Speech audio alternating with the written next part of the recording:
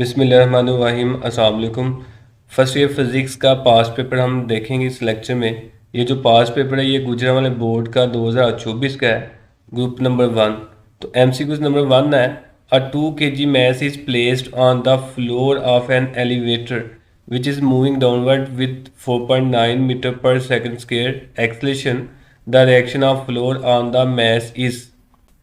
इसमें वो कह रहा है कि एक एलिवेटर है, एक लिफ्ट है, उसके अंदर 2 kg मैस है और वो जो लिफ्ट है वो डाउनवर्ड मूव कर रही है 4.9 मीटर पर सेकंड स्क्वायर के एक्सलेशन के साथ।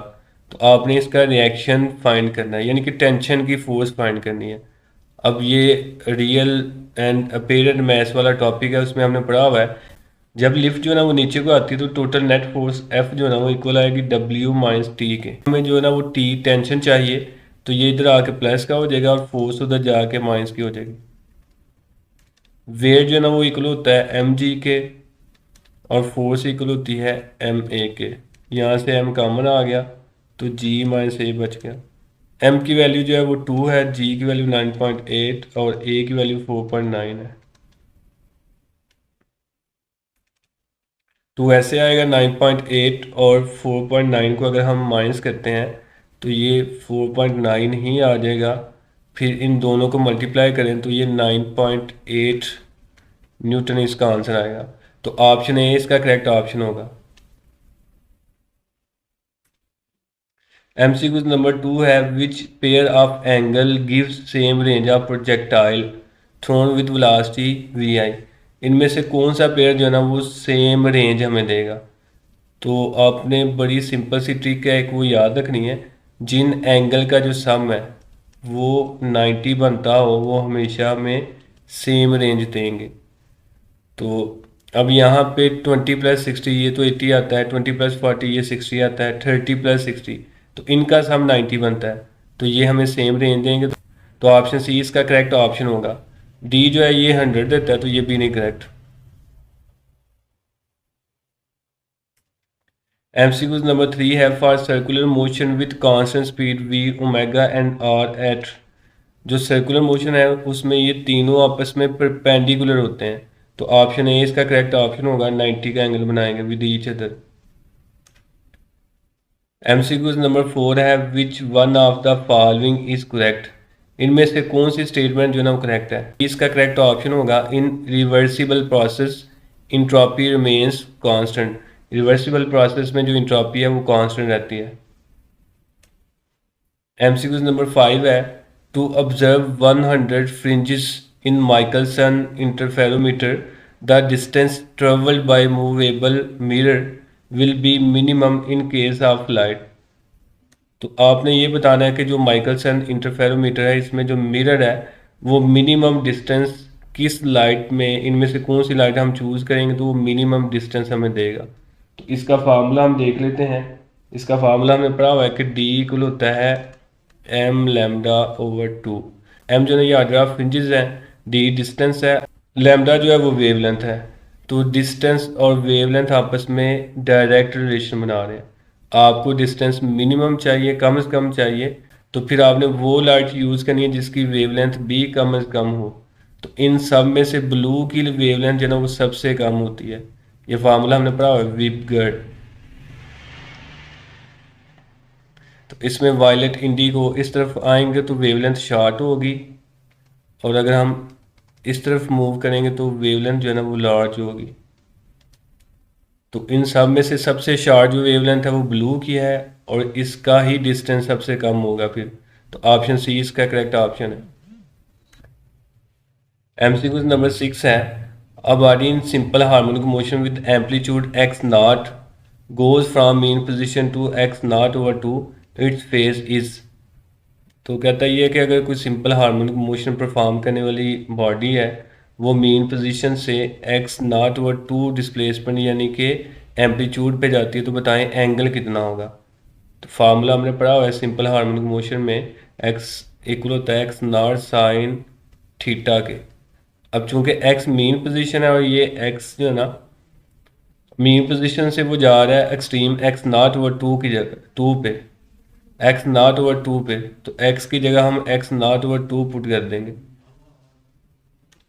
तो अब वो मीन से एक्सट्रीम पे जाएगा तो एक्स की जगह एक्स नॉट ओवर टू आ जाएगा और इधर एक्स नॉट साइन थीटा ऐसे आ गया।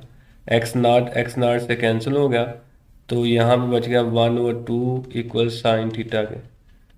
साइन इधर आके इन्वर्स बन जाएगा, साइन इन्वर्स 1/2 और इधर थीटा बच गया। तो साइन इन्वर्स 1/2 होता है पाई/2 पे 90 के एंगल पे। तो इसमें जो एंगल है वो 90 का बनेगा, तो ऑप्शन डी इसका करेक्ट ऑप्शन है। एमसीक्यूज नंबर 7 है, आई डॉट जे क्रॉस के ये किसके इक्वल होता है?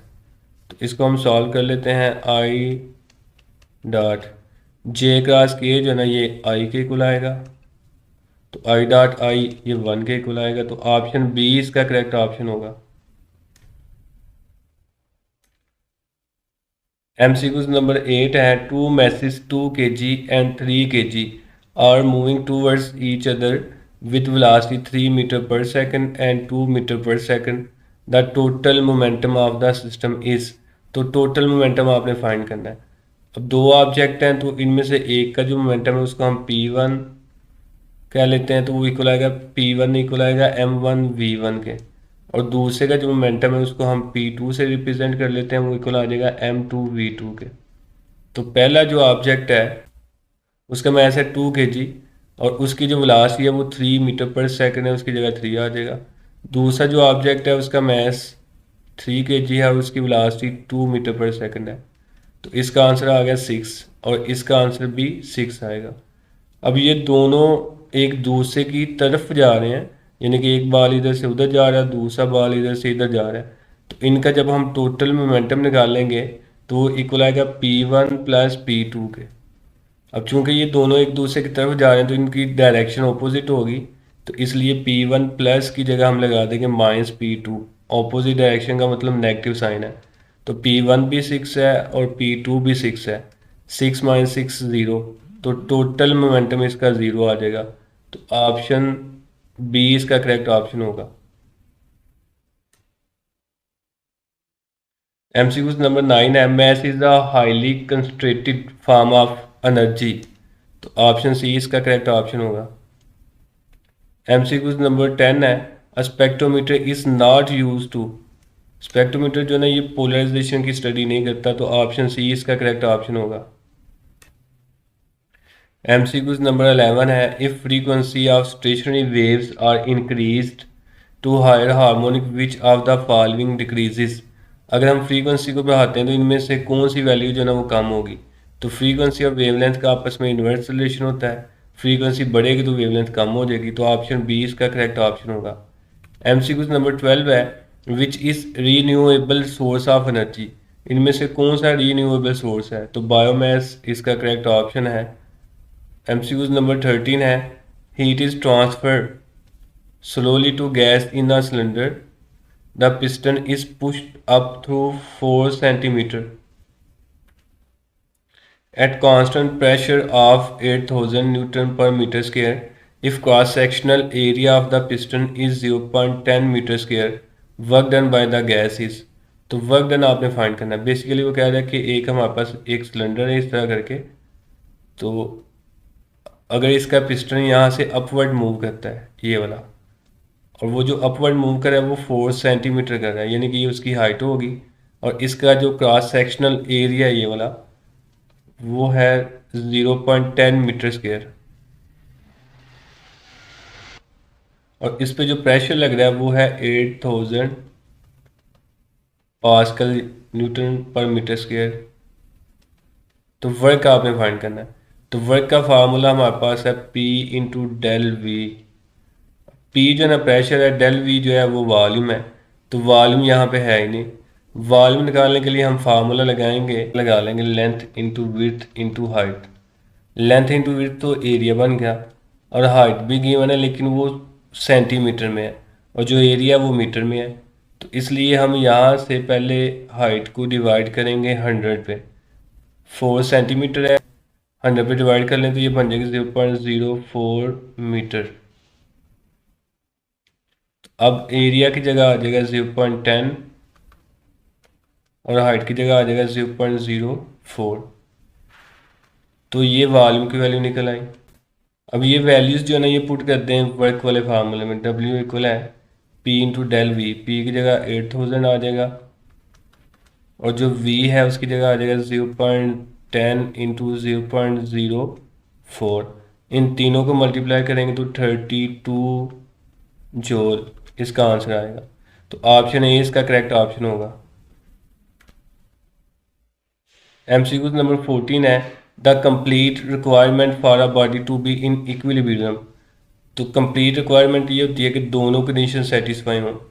तो समेशन एफ भी ज़ीरो के इक्वल, समेशन टॉ भी ज़ीरो के इक्वल आएगा। तो ऑप्शन डी इसका करेक्ट ऑप्शन है। MCQ नंबर 15 है if the percentage uncertainty in the radius of sphere is 3% then the percentage uncertainty in its area is. अगर परसेंटेज अनसर्टेनिटी हमारे पास 3% आ रही है तो जो एरिया की परसेंटेज अनसर्टेनिटी है वो कितनी होगी। तो इसका एरिया इक्वल होता है 4πr² के। तो पीछे भी हमने पढ़ा हुआ है कि अनसर्टेनिटी परसेंटेज अनसर्टेनिटी निकालने के लिए हम पावर के साथ मल्टीप्लाई करते हैं। तो ये पावर फैक्टर है। परसेंटेज अनसर्टेनिटी 3% है और पावर इसकी 2 है। तो 2 को हम मल्टीप्लाई कर देंगे 3% के साथ तो ये आ जाएगा 6%। तो ऑप्शन बी इसका करेक्ट ऑप्शन होगा। MCQ नंबर 16 है 2 points in a wave lambda और 4 distance apart have phase difference. तो जो फेज डिफरेंस है, जो एंगल है वो कितना आएगा। फार्मूला हमने पढ़ा हुआ है वेव प्रोफाइल वाले टॉपिक में कि फाई या थीटा जो है ना वो इक्वल होता है 2π/λ इंटू एक्स। एक्स जो है ना ये डिस्टेंस है।